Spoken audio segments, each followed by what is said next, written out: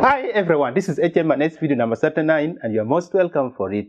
We're going to start exploring how to use different functions in Excel, and today we are going to talk about Vlookup function. If you go for an interview and they're supposed to ask you some questions about Excel functions, you're most likely going to get a question that's coming from Vlookup. That's because for decades, Vlookup has been among the top 5 most used Excel functions. Let's switch on to Excel and we dive deeper into Vlookup function. Now the V on the Vlookup actually stands for vertical. That means it's a vertical lookup. We also have HLOOKUP function. Now, let me first scroll down a little bit. This is how a dataset can be set vertically. Now this one is an horizontal dataset. If you're using Vlookup, that means you're working with a dataset that's set vertically. For a dataset that's set horizontally like this, you need to use HLOOKUP. Now the Vlookup can do two types of lookup as we saw last video.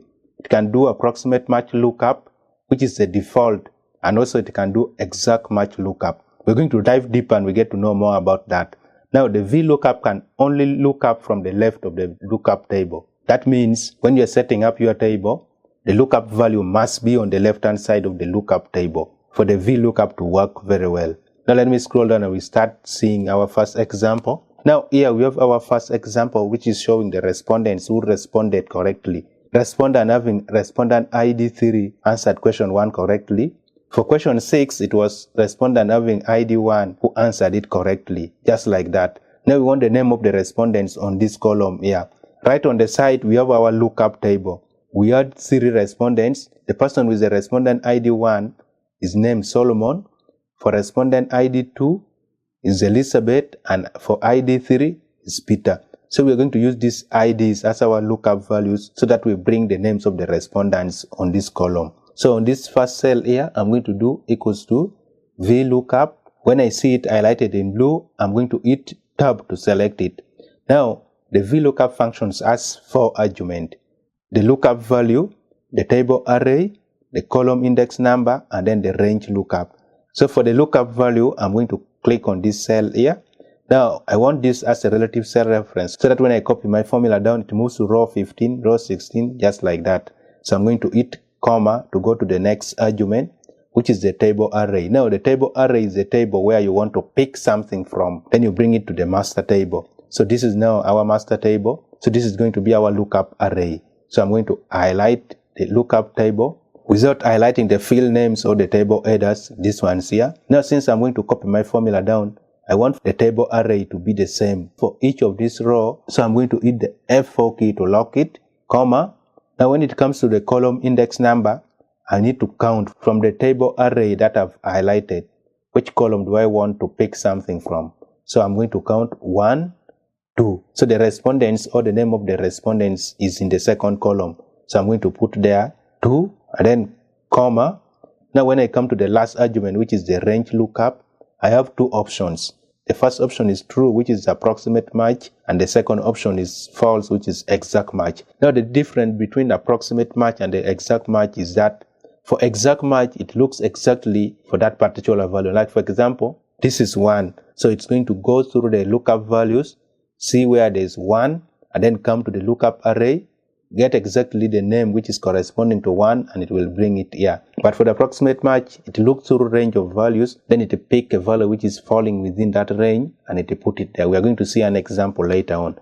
Now in Excel, 1 means true and 0 means false. Now the one we want is false. You can actually type it in as false, or if you don't want to type it in, you can come to it like this, then you hit tab to select it, or you can use 0, that also means false. So when I close my parentheses and control enter, then I copy my formula down. You can see that the respondent with ID 1 is actually Solomon. That's why whenever you're seeing 1 here, Vlookup has actually put for us Solomon. 2, Elizabeth, and then 3, Peter. Now I'm going to control Z to undo that. I'm going to come to the top cell, and when I hit the F2 key, now instead of using 0, I always don't like using 0 and 1 because sometimes it might actually mislead. I always want to come down to false and then select it from that drop down list. So I'm going to hit tab to select it so that it can put for me the false in, then control enter. I can now copy my formula down. So it's your choice. You can use 0, you can type the false, or you can go and select it from that drop down arrow the way I always want to do it. Now let's scroll down and we look at our second example. Now we have this table here which is actually showing the information for workers. So we want to use the Vlookup function here to look up the department and the salary for the person we are going to choose from here. So I'm going to click on this cell and do equals to Vlookup, tab to select it. The lookup value is going to be whoever I'm going to select from here. Now I don't want to do this one at a time. I want to construct one formula, then I'm going to copy it to the side so that it can also get salary. So since I'm going to copy my formula to the right, I want all of them to have the same lookup values. So I'm going to hit the F4 key to lock it. I'm going to use comma. The table array is going to be this entire table here. Now remember, I'm not highlighting the field names. I'm also going to hit the F4 key to lock it so that when I copy my formula to the side, the lookup array remains the same. I'm going to do comma. Now the column index number for the department, we need 1, 2, 3, 4, 5. And then for the salary, we need 6. Now what I've done, I put the number 5 and number 6 on top here so that we can refer to it using a cell reference. Now putting the number of column on top here, then you refer to it using a cell reference is actually not a good idea, but very many people always do that. So I'm going to click on this cell. I want that as a relative cell reference. So comma, we're doing exact match. So I'm going to scroll down, tab to select the exact match, false. Then I'm going to close my bracket. When I control enter, when I copy my formula to the side, Choma is from the sales department and our salary is $258. Now when we come here, Choma is here. You can see the department is sales and the salary is $256, just like we are seeing it here. Now when I click on this cell and change this to, let's say, Okonkwo, you can see, let's see, Okonkwo is here. He's from the statistics department and his salary is $169, as you can see from here also.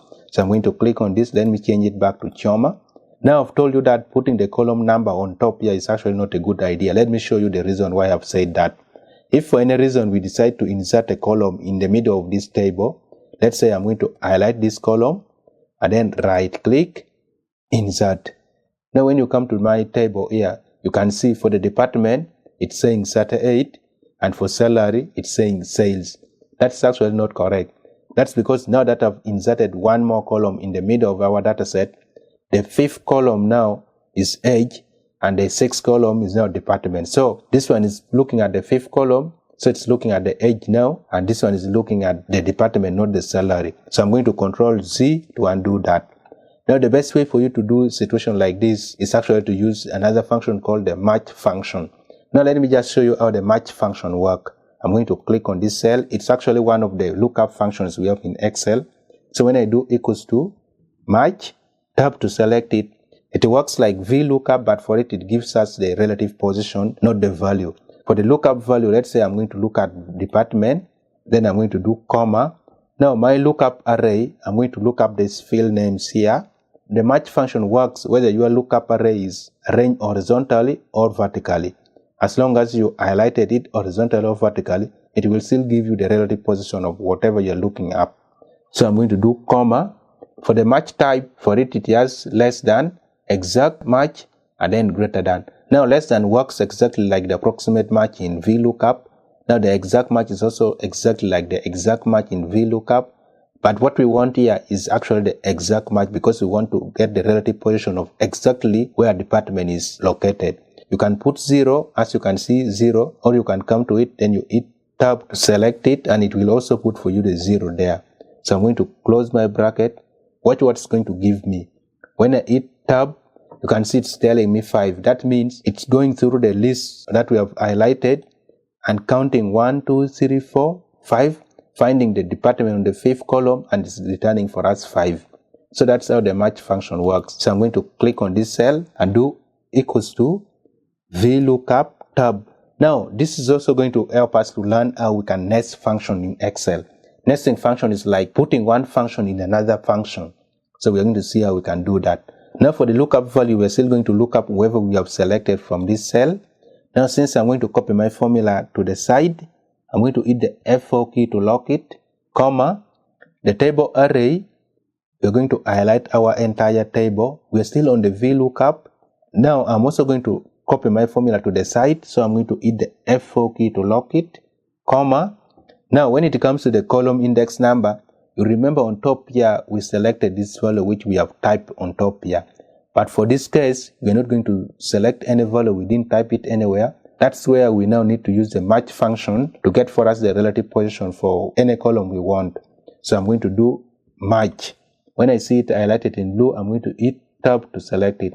Now, this match function, we are putting it on the third argument of the Vlookup, which is the column index number.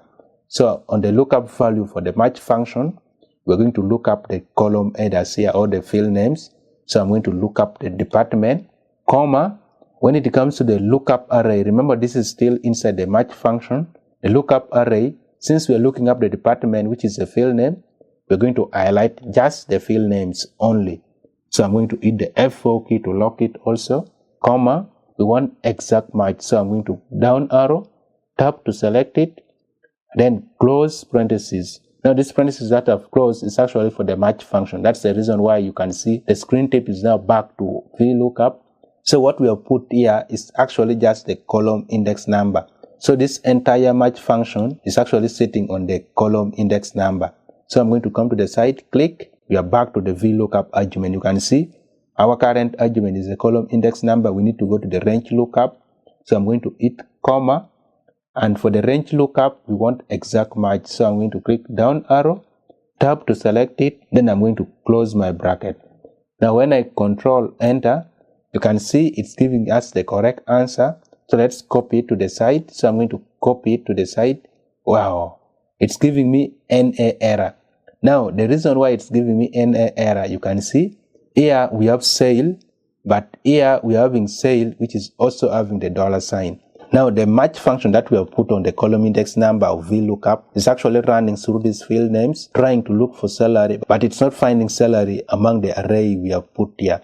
That's the reason why it's returning NA error. If, for example, you have a table which is not having some of your lookup values, so instead of having it to return NA, you can actually come to your formula, double click, then you come here, then you type if NA, tab to select it, then the entire Vlookup will sit on the value argument. So I'm going to come here, comma, what do you need if it's not available, if NA instead of NA? So I'm going to put in double quote, not found. Now anytime you're putting a text on a formula, you need to put it on double quotes. So I'm going to close my quotation. Now whatever I put in quotation will be returned instead of NA error. So I'm going to close my bracket. When I control enter, copy it to the side. Instead of NA, it's now giving me not found. But guess what? What will happen if I decide to come here? In fact, let me do this. I'm going to click on this, Control C to copy it because I want it to be exactly like the way it is. So I'm going to come here. The moment I paste it there using Control V, immediately it gets for us the salary. Now, when I come here, click. When I come to Okonkwo, you can see we're getting statistics and 160. Come here, Okonkwo, you can see we're getting the same answer, and Okonkwo is these values here. It's actually working. Now, if I come here, then right click. When I click, then you can see this one where we use the match function is actually working, and this one is actually not working. So I'm going to Control Z to remove the column that I've inserted.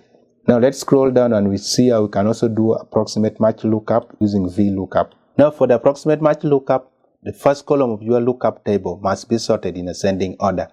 Now we have a lookup table here that's having our commission. Now we want to bring our commission from this lookup table to the master table. When you see these numbers here, these are the range of revenues. Like for example, a base revenue is actually $400. Now when you come to this lookup table and you try to look around these revenues, there's no exactly $400, but there's a range of values where 400 falls. I want you to see these categories. Let me first click and drag it to this side. Now whatever you're seeing here actually falls on the lower class of the category. Now if someone gets exactly 500, 500 will fall on this range here. So whatever is going to be on this range is going to be from 0 and less than 500. That means it's from 0 to $499. This category here is going to be from 500 up to 1,499, not including 1,500. So whatever you're seeing here is actually on the lower class, not on the upper class.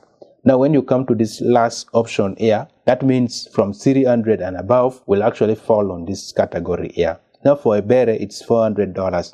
So the $400 will actually fall on this category here. So that means the commission for a beret is actually going to be 0. So let's see how we can do it using the Vlookup. So I'm going to click on this cell, do equals to Vlookup, tab to select it.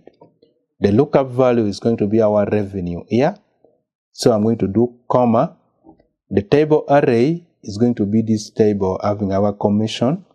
So since I'm going to copy my formula down, I'm going to lock it using the F4 key, comma. The column index number, I'm going to count 1, 2. So the commission is on second column, so I'm going to put 2. Now before I even go to the last argument, which is the range lookup, Vlookup actually does approximate match by default. That means if I leave the last argument out, the Vlookup will actually do for me approximate match. Now right now, if I type comma, it will give me the option for lookup value, which is either approximate match or exact match. Now for our case here, we want approximate match. So you can put true or 1, or you can even leave it out. When you leave it out, I'm going to backspace and leave it out, close my parentheses. When I control enter, you can see the one for a bear is actually correctly picked. Now when I copy my formula down, you can see here is exactly 300 and we have 300 here. The commission is $25 and the $25 is actually put here. Now when it comes to this one, 2,999 is actually on this category here. So that's actually how the approximate match lookup works. If I'm to come here and hit the F2 key to put it on edit mode, so I'm going to come here. So instead of leaving that argument out, if I do comma, then I select it using tab to put for me the true there. I'm going to close my parentheses. When I control enter, you can see it's still working. Come here and copy my formula down. Now you can see it works very well whether you go and select it or you leave it out. Also, I'm going to show you that in Excel, 1 actually means true. So I'm going to click on this cell, do equals to VL, tab to select it. Now the lookup value is still going to be our revenue here, comma, the table array. Let me this time around highlight from down up to here.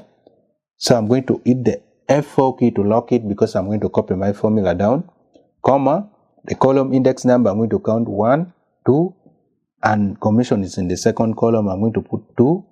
Now I'm going to go to comma. You can see this one is saying true for approximate match, false for exact match. What will happen if I'm to put false here? Let me first come down, hit tab. That one is actually an exact match. When I close my parentheses and control enter, you can already see that I'm having an error because it's trying to see exactly 400 from this list here and it's not finding 400 from this list here. But when I'm to copy my formula down, you can see for the case of 2,000 and 3,000, we are getting their commission. Exactly 2,000 is here and exactly 3,000 is here. Also, when I come on top here and hit the F2 key to put it on edit mode, let me backspace. I want to show you that when you put 1, Excel actually knows that 1 means true. So I'm going to put 1 there for true, which is the approximate match. So I'm going to close my bracket. When I control enter, you can see it's working. Let me copy my formula down. You can see that when you put 1, Excel actually knows that 1 is true. And when you put 0, Excel actually knows that 0 is false. Yeah, that is it for this video. If you haven't subscribed, please do subscribe. And if you found this video interesting, give it a like, then you share it with your friends. This is a video where we talked about the sort function in Excel. You can click on it, then you go and watch it. Until next video, HM&S video number 40, then we meet again. Thank you.